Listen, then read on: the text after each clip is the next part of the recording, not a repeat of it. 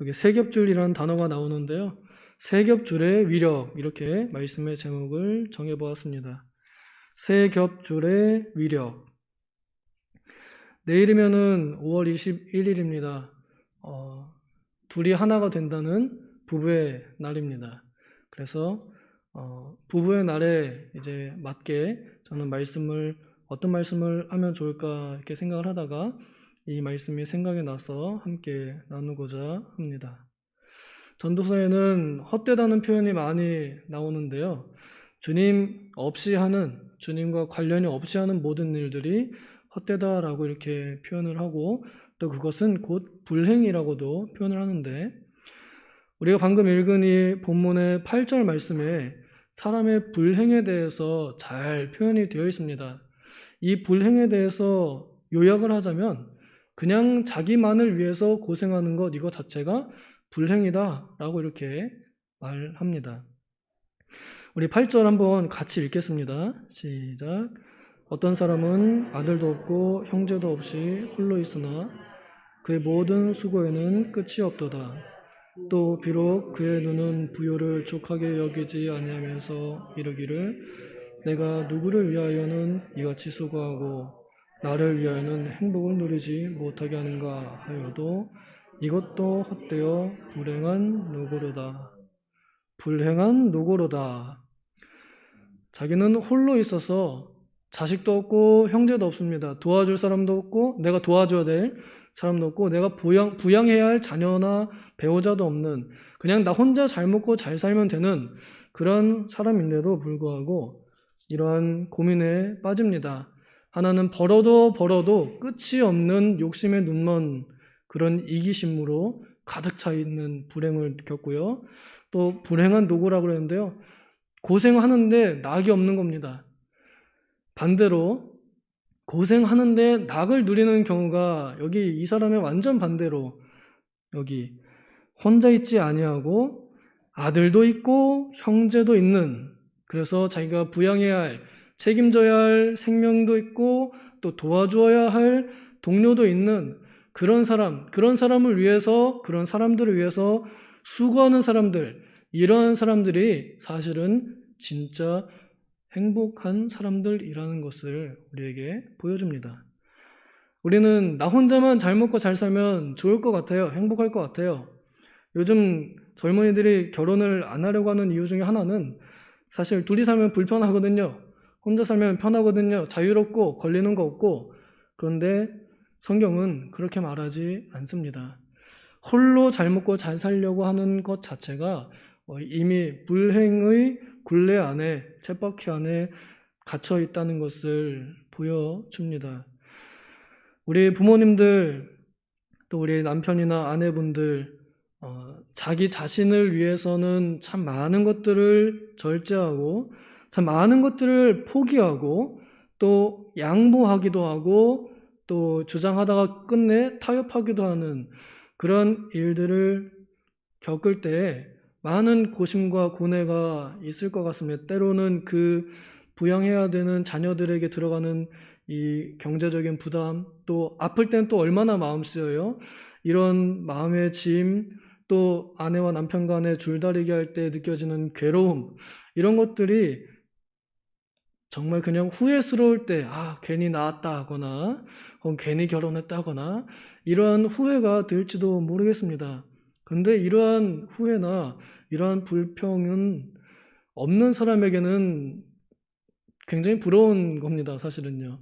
우리 여자친구, 남자친구 없는 아이들은 있는 애들이 서로 꽁냥꽁냥 거리면서 싸우는 것도 그것만으로도 부럽습니다. 우리가 이 누군가를 돌봐야 할 그 존재가 있다는 것, 또 누군가와 혹 티격태격할 사람이 있다는 것, 그 자체가 사실은 행복이라는 거죠. 그러면서 두 사람이 한 사람보다 낫다고 이렇게 이어서 하나님께서는 우리에게 교훈을 주십니다. 두 사람이 한 사람보다 낫다 하는 말씀은 태초에 하나님께서 직접 하신 말씀입니다. 창세기 2장 18절에 보면 사람이 홀로 있는 것이 좋지 않다라고, 있어도 되고 없어도 되고가 아니라 없기 때문에 안 좋다라고 부정적으로 말씀하신, 하나님께서 이 세상을 지어놓고 보실 때 너무 좋아, 다 좋아, 사람 지으니까 너무 좋아, 근데 한 가지 안 좋은 거, 아담 홀로 있는 것, 이것이 하나님 눈에 보시기에 딱 안 좋은 한 가지였습니다. 그래서 이 하나님께서는 아담에게, 사람에게 또 다른 한 사람을 붙여주셔서 그 에덴 동산, 곧 하나님께서 맡기신 일을 함께 하도록 돕는 배필로 주신 여자가 바로 하와입니다. 그래서 그 두 사람, 곧 한 몸인 이 부부는 둘이 함께 일하여 좋은 보상을 받는 에덴 동산지기로 삶을 살았습니다. 하나님께서는 우리 사람들에게 혼자 일을 맡기시지만서도 또한 그 사람이 함께 누군가를 돕고 또 자신도 도움을 받게 함으로, 서로 도움을 주고받음으로 더욱더 하나 되게 하시는 연합의 역사를 매우 기뻐하십니다. 이것을 우리는 갈라디아서에서 그리스도의 법이라고 배웠습니다. 서로 자기 짐만 질 뿐 아니라 다른 사람들의 짐도 같이 짊어주어서 그리스도의 법을 성취하라고 교훈을 받았었습니다.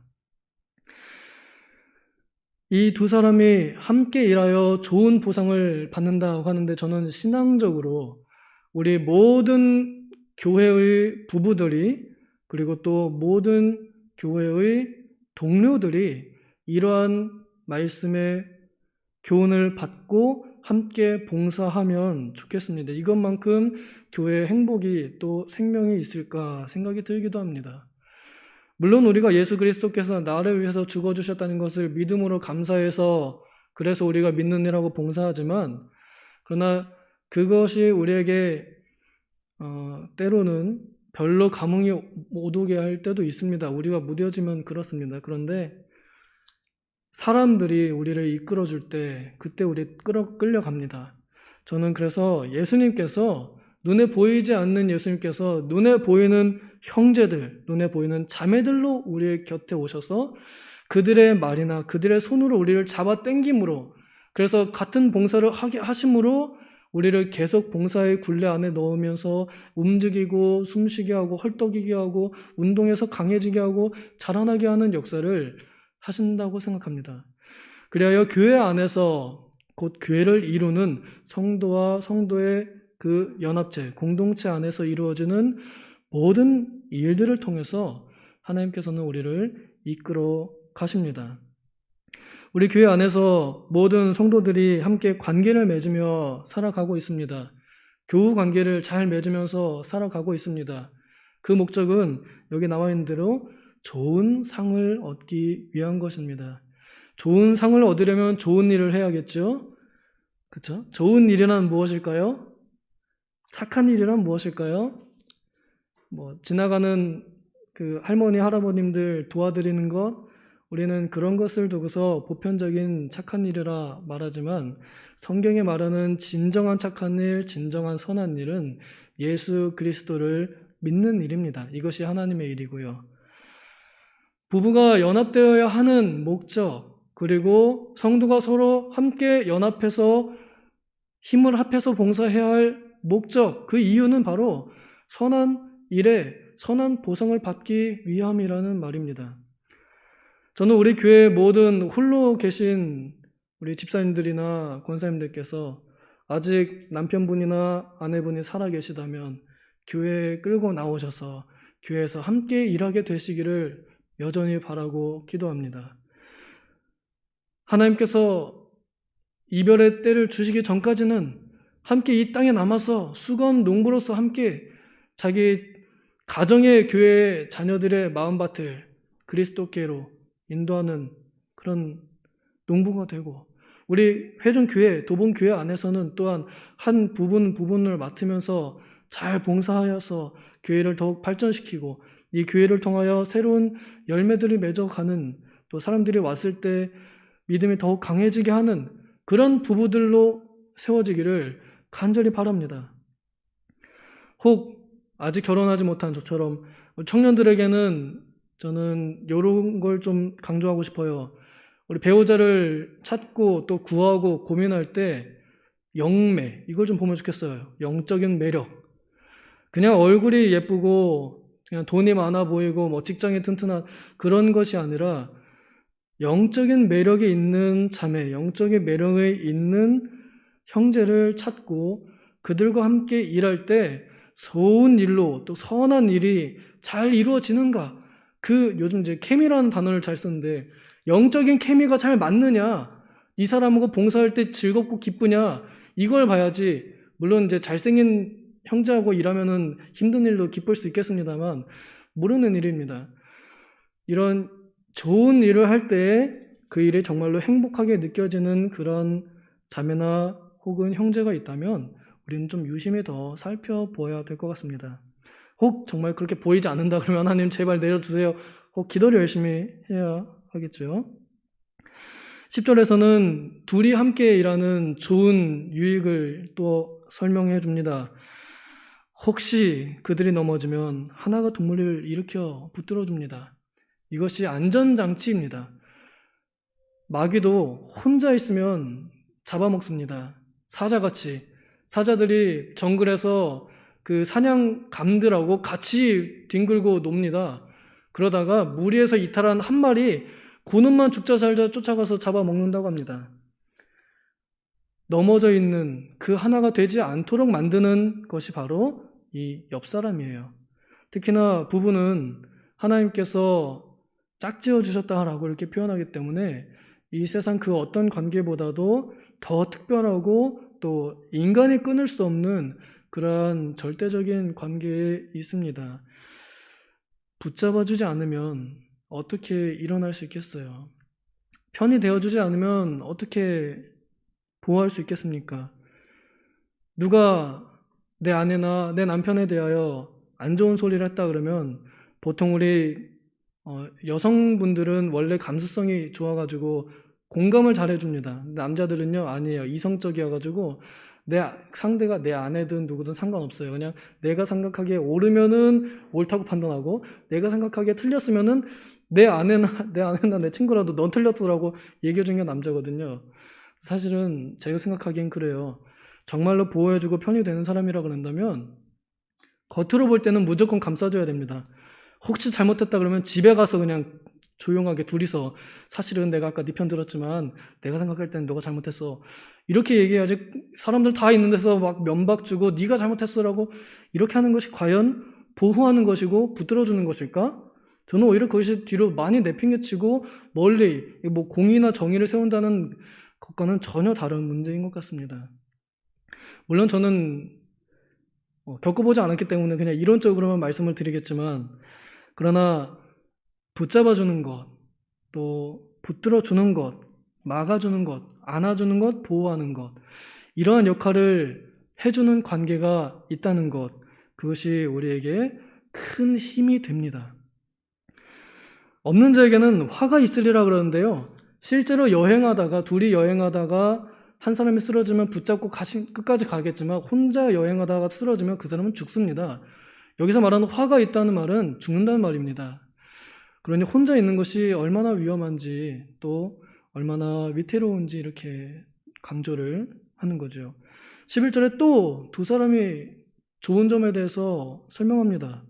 우리 같이 한번 읽겠습니다. 시작. 또 두 사람이 함께 누우면 따뜻하거니와 한 사람이면 어찌 따뜻하랴. 저는 여기 눕는다는 이 표현이 부부에게 특별히 한정지어서 주시는 표현이라고도 보여집니다.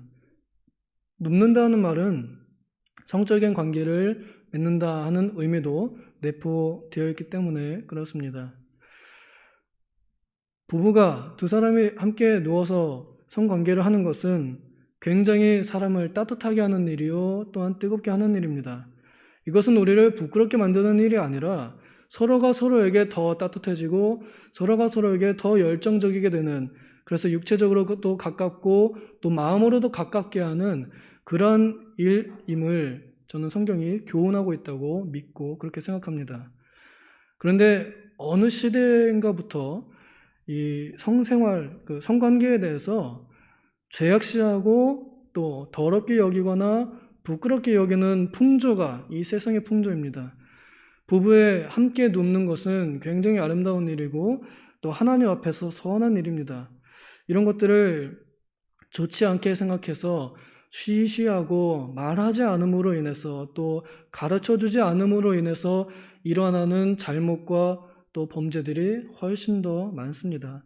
사실 교회 안에서도 저는 아직 아니지만은 부부의 이 관계에 대해서도 좀 설명을 해주면 좋겠습니다. 책들 읽어보면요, 그런 한마디 한마디 말이라도 뒤로놨으면은 이러한 문제가 없었을 텐데 하는 안타까운 일들이 얼마나 많이 일어나는지 모릅니다.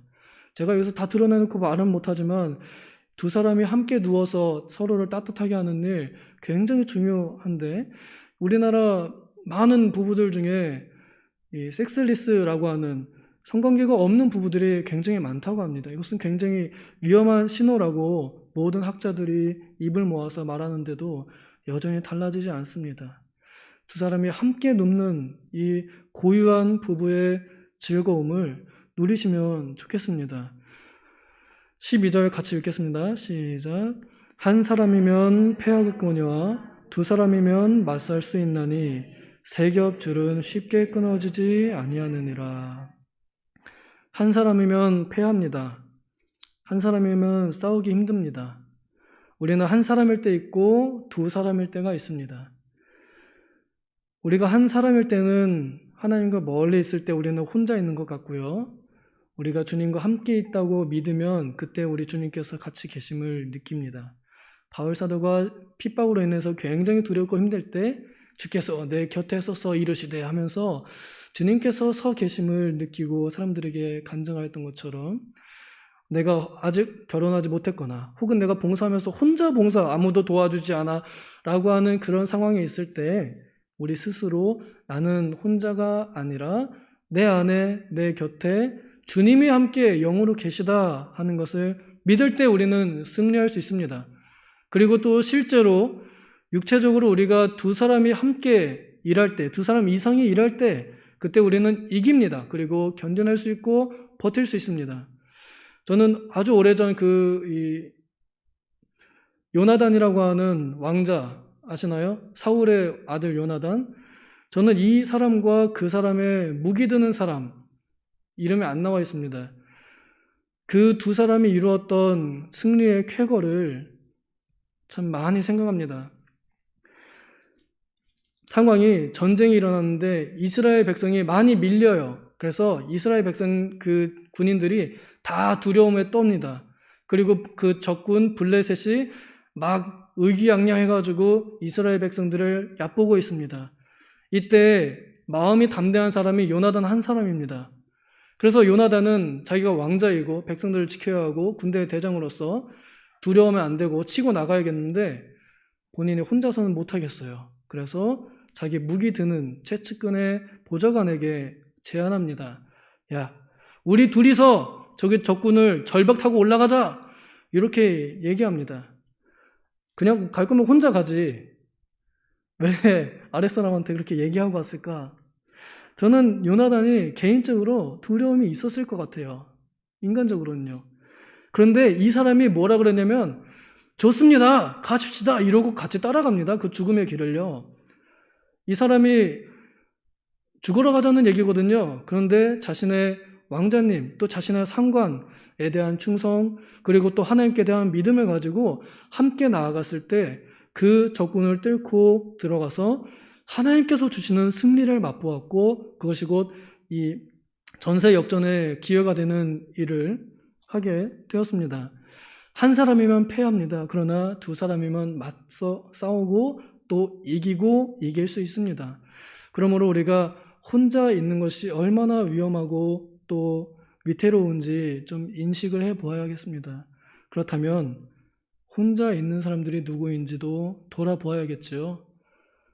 누가 혼자 있어서 주님과 멀어지고 힘이 약해졌는가 우리가 돌아볼 수 있어야겠습니다. 권면하고 다시 또 끌어당겨주고 붙들어줘야죠. 같이 가고 있다가 넘어졌거든요. 코로나로 인해서 많은 성도님들이 넘어졌습니다. 그 넘어진 이들을 찾아서 같이 붙들어줘야 할 의무가 우리에게 있습니다.